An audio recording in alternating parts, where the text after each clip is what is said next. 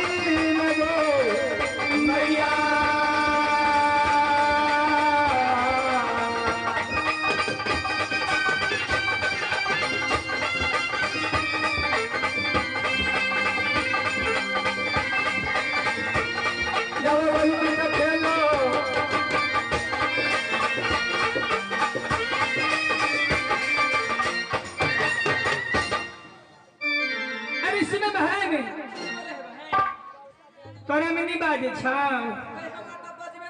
इले ना तो हे बहन बोल हे बहन अपना सबसे की कहा कि रावण छी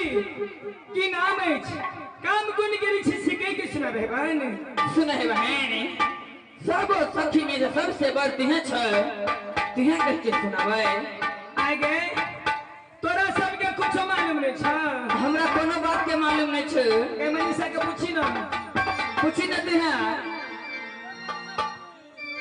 बोला बहन हे बहन बोला अपना यानी सब सखी कहा के रहवानी छी की नाम है नित्य दिन काम कोन करी छी सके की सुनावे हे बहन ई चारों पांचों सखी की बतला बहन एकरा सब के कुछ मालूम नहीं हे बहन जब एकरा सब के में मालूम है त हमरो कोनो बात के जानकारी नहीं है बहन हे बहन बोला यानी अपना सब सखी कहा के रहवानी छी इंद्र के विलास के अच्छा नित्य दिन इंद्र बाबा के पूजा करी छी की वास्ते बहन की वास्ते बहन फूल बिना भोमरा व्याकुल कोयल बिना बसम कौन है मेरी बहन हम छी व्याकुल पति बिना जानत है भगवान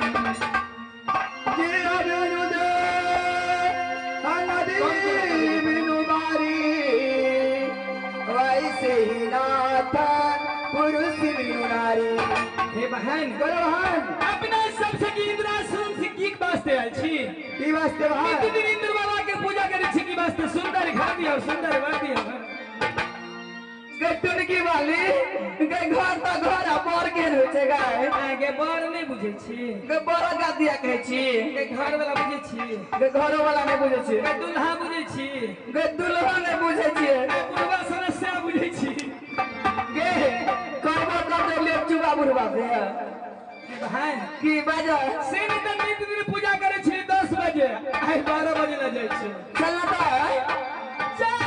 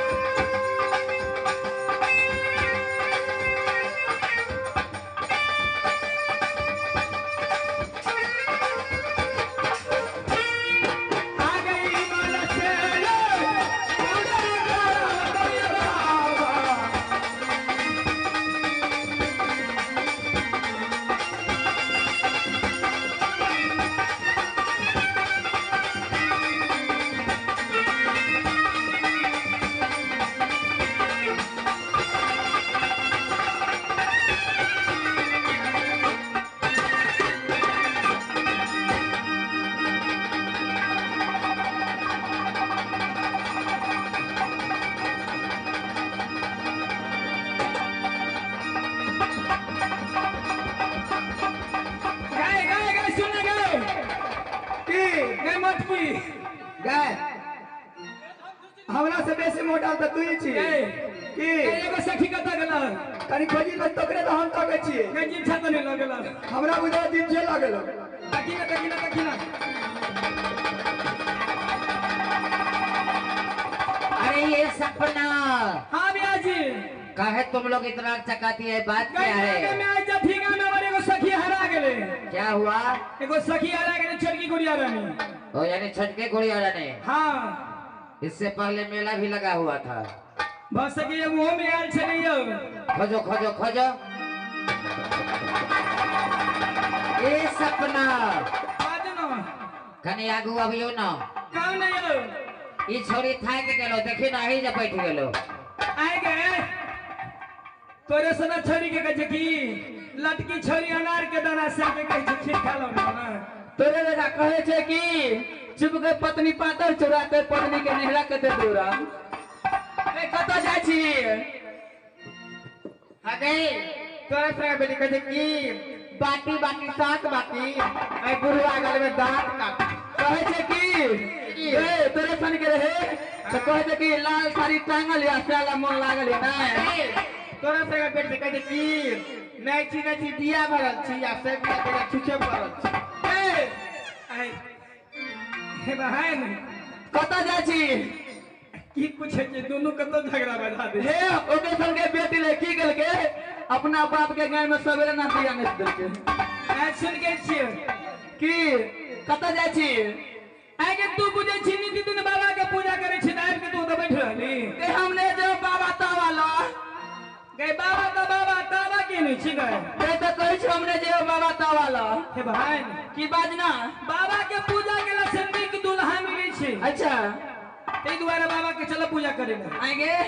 बाबा के पूजा जे करते तो चिकन दूल्हा मिलते हां आ बाबा के पूजा जे नहीं करते तो नेंगरा दूल्हा मिलता है नेगड़ा लुला तो नहीं बेटो ओकरा में तो लेर चुआ भेटतो देखे छी तोरे दिसन पके छ देखी ए पक्का का मसला देखे छी हां हे जे वही बात पर पहले हमरा सेवा कर दे लाठी देने हाथ से ठीक छे भाई तोरा हम हाथ से जरूर सेवा करब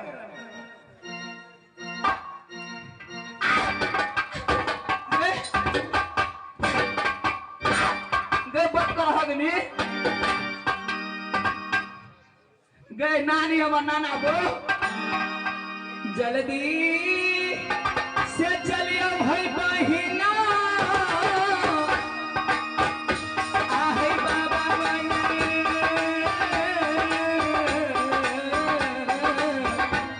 गिरवा है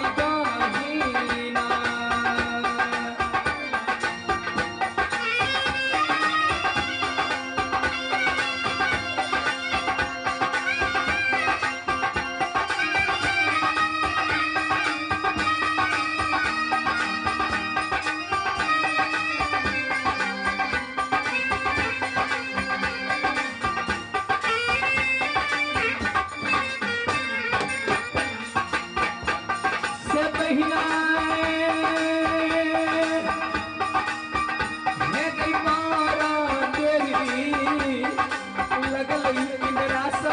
सब सखी मिल के चलियो ने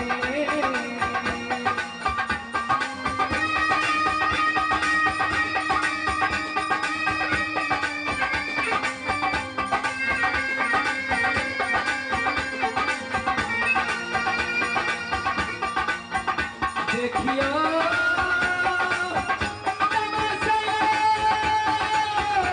बाबू सब आयो संगीत महान